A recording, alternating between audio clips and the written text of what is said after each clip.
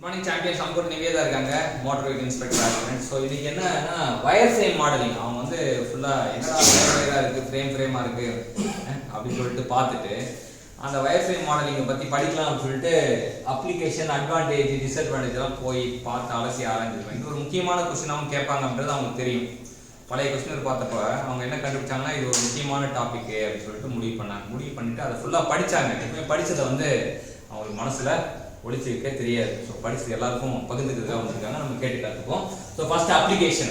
So application என்ன சொல்றாங்கன்னா checking for interference between mating parts, next generating cross sectional views, generating finite element measures. So wire frame modelling வந்து 3 விதமான application பயன்படுத்தப்படுது. ஒன்று வந்து checking for interference between mating parts.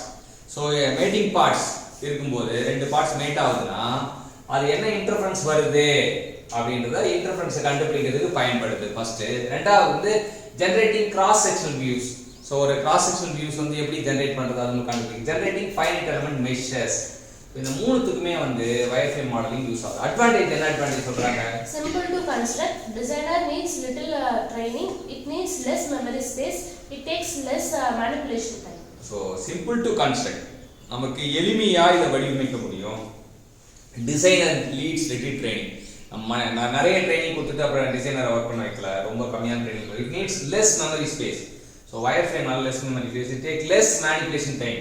So இதை மாற்றி கொண்டு வரனாலும் வந்து டைம் வந்து கம்மியாக இருக்கும். டைம் கம்மி, ஸ்பேஸ் கம்மி, சிம்பிள், லிட்டில் ட்ரைன். டிஸ்அட்வான்டேஜ் என்ன? டிஸ்அட்வான்டேஜ் சொல்றாங்க. The images of wireframe model cause confusion to the viewer. So நமக்கு வயர் ஃப்ரேம் மாடல் பண்றது பெருசு கிடையாது. பார்க்கும்போது நமக்கு கொஞ்சம் கன்ஃபியூஷன் ஆகும். ஒருவேளை இப்படி இருக்கலாமோ, ஒருவேளை அப்படி இருக்கலாமோ, ஒருவேளை எப்படி இருக்கலாமோ அப்படின்னு ஒரு கன்ஃபியூஷன் ஏற்படுத்தும்.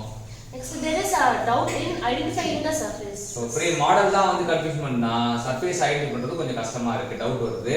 Next hidden line removal feature not available. முக்கியமா இது பார்க்கும்போது முக்கியமான கருத்தா தெரியுது. ஹிடன் லைன் ரிமூவல் ஃபீச்சர் வந்து இல்ல, இதுல அவைலபிள் இல்ல அப்படின்னு தெரிஞ்சுக்கலாம்.